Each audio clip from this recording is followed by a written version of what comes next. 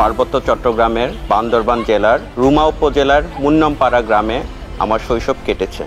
আমি পার্বত্য চট্টগ্রামের অধিবাসী হওয়ায় আমি সেনাবাহিনীকে খুব কাছ থেকে দেখেছি। আমরা প্রায়শ মনে করি সাধারণ মানুষরা সেনাবাহিনী সেখানে নিয়োজিত রয়েছে শুধুমাত্র নিরাপত্তার খাতিরে, কিন্তু আমরা যদি দেখি নিরাপত্তার পাশাপাশি আমাদের বিভিন্ন দুর্গম পাড়া বা গ্রামে আর্থসামাজিক অবস্থা উন্নয়ন, আমাদের প্রাতিষ্ঠানিক বিভিন্ন শিক্ষা প্রতিষ্ঠান থেকে শুরু করে বিভিন্ন প্রাকৃতিক দুর্যোগে আমরা সেনাবাহিনীকে সবার আগে পেয়েছি। আমি আজকে সমাজে যে অবস্থানে রয়েছে তার সম্পূর্ণটাই বাংলাদেশ সেনাবাহিনীর কল্যাণে। আমি মনে করি শুধু আমাদের ভবিষ্যৎ যুব সমাজ বা তরুণ সমাজ নয়, আমি তার সাথে সাথে আমার সম্প্রদায়ের একজন প্রতিনিধি হিসেবে বলতে চাই, আমার সম্প্রদায় বোম সম্প্রদায়ের মানুষজন যারা রয়েছে দেশ সেবার অন্যান্য পেশায় তারা আবার এগিয়ে আসবে বলে আমি বিশ্বাস করি। আমার দাদু বাড়ি রাঙ্গামাটি জেলার নানিয়াচর উপজেলা হওয়ার সুবাদে এখন দেখতে পেতাম যে ওখানকার মানসম্মত শিক্ষা প্রতিষ্ঠান নেই বললেই চলে। যাতায়াত ব্যবস্থা খুবই দুর্গম ছিল, যার ফলে বাচ্চারা শিক্ষার আলো থেকে বঞ্চিত ছিল। তবে বর্তমান প্রেক্ষাপটটি পুরোই ভিন্ন।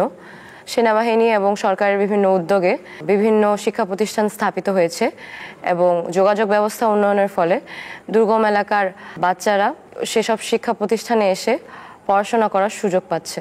সেনাবাহিনী পরিচালিত শিক্ষা প্রতিষ্ঠানে পড়ালেখা করার সুবাদে আমি খুব কাছ থেকে সেনাবাহিনীর বিভিন্ন কর্মকাণ্ড দেখার সুযোগ পেয়েছি এবং সেনাবাহিনীর যে কর্মকাণ্ড আমাকে সেনাবাহিনীতে যোগদানের জন্য অনুপ্রেরণা দিয়েছে সেটি হলো তাদের আত্মত্যাগী ও সাহসিকতার মনোভাব।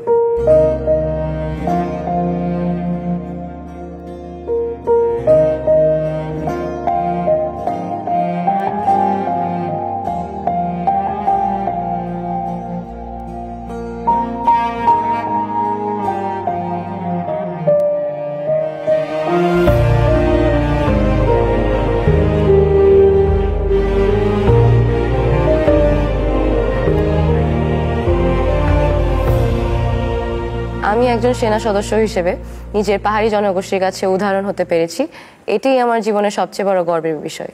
আমি একজন নারী, একজন পাহাড়ি এবং একজন সেনা সদস্য। আমি মাতৃভূমির সেবায় নিবেদিত প্রাণ। দেশের প্রতিটি কোণে সম্প্রীতির আলো ছড়িয়ে দিতে আমি সদা প্রস্তুত। আমি বোম, আমি বাংলাদেশি, আমি বাংলাদেশ সেনাবাহিনীর একজন গর্বিত সদস্য।